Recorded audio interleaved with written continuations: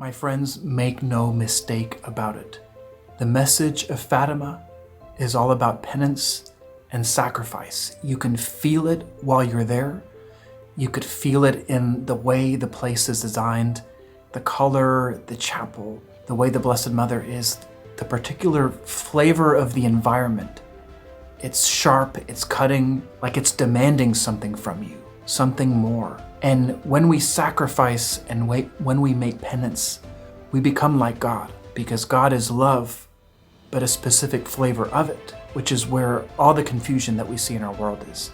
He's sacrificial love. That's divine love. Love that offers itself even if it kills you. We see this in the spokesperson of the two little saints, the youngest saints in the church, and maybe that's pretty appropriate. St. Francisco and St. Jacinta, I have two of their statues right here. The statue of St. Jacinta, by the way, was kissed by her niece, whose also name is Jacinta. I asked her that because I told her this will be the closest I can get to Jacinta kissing it. They died within a year or two of the apparitions and all the messages because of how much sacrifices they made. Francisco dying of the flu at the time, and he offered that sacrifice, and Jacinta dying of it. It even was the case that blood came from her eyes. We see that in the movie The 13th Day. That was something that could happen to people that died of that. And she offered one of her final sacrifices, dying alone. Can you imagine? I think she was 9 or 10 when she died, dying alone as a young child without your family that loves you. Well, we experienced that in my family. My wife was reading from this great book called Calls, The Calls of Fatima, a book by Sister Lucia, where it talked about penance and sacrifice. And she told God, maybe I need to do some of this.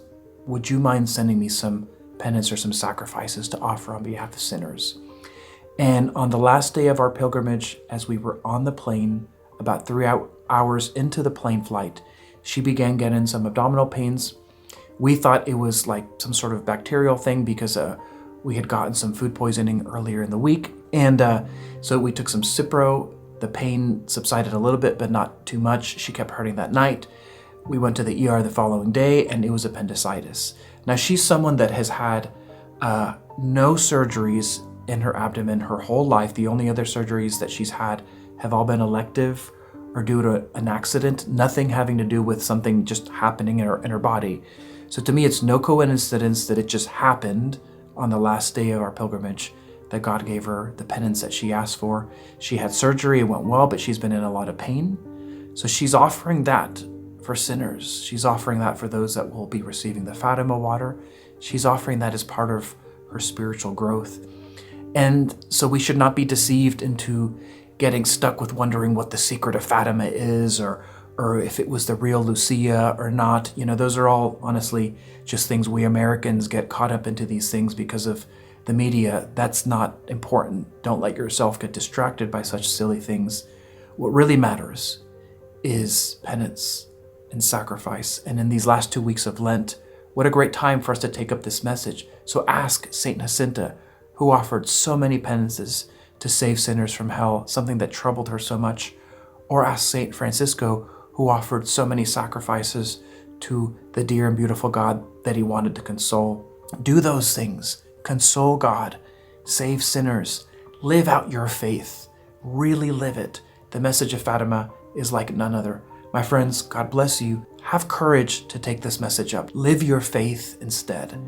Live a sacrificial faith. God bless you, and I will see you in the next one.